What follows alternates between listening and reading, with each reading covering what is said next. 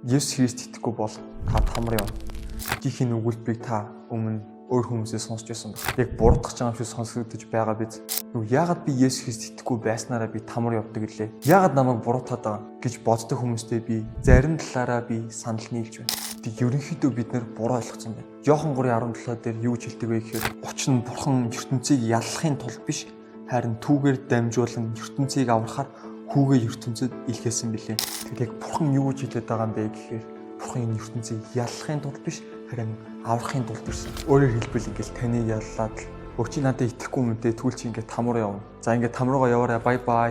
Би тийм нэг буруутгалын юунгайсаар тийм нэг юм Христ итгэхгүй байгаа хүмүүсийг та хэд ингээд буруу зүйл хийж ин гэдэг үнгайсаар юусэн ярьдаг. Харин Христийн зүстэл ямар байдаг вэ гэхээр бидний муухай хийдэг зүйлсийг бидний муухай зүсгэлийг харчаад зүгээрээ би чамд хайртай болохоо би чамайг аврахын төлөө ирсэн. Чи надад итгэх үү? Яг ийм үнгайсаар ярьж байгаа. Бурхан ерөөсөө таныг ингээд буруутгалын өдөр хараагүй. За жишээлбэл таны хайртай хүүчний мөдөөчин шалбагт унлаа гэж бодъё л доо. Та зүгээр үгээ босгоол аав үстэй. Эсвэл та ингээд за на шалбагт ингээд үлд гэж хэлэх үү? Аль болох аврахыг л шалбагаас нь босхийг хичээн шүү дээ. За өшөө нэг шилдэлтэй Луг 15:2 дээр фарисеучуд болон хуулийн багш нар дургуйзан дүгнэлтэж энэ хүн нүгэлтнүүдийг хүлээн авч тэдэнтэй хамт хоолцдог гэхтэн тэр эндээс бид нар харж болно те Есүс нүгэлтнүүдийг хүлээж авч байгаа. Тэр буурдах ч юм байсан бол тэр хүмүүстэй хамт хоолно гэж юу? Тэгэхээр би яг үүндээ юу гэж хэлэх гээд байгаа вэ гэхээр яг үүндээ хүмүүсийн хэлсэн зүйл биш.